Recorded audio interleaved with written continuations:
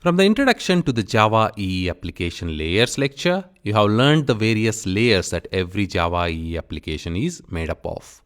In this lecture, you will learn about the data access object pattern that goes into the data access layers implementation. So when we create the data access layer for our projects, we use a DAO pattern, which is one of the simplest and very powerful patterns. All it says is that all the logic that has to do with database CRUD operations, that is the create, read, update and delete, should go into a separate class called DAO.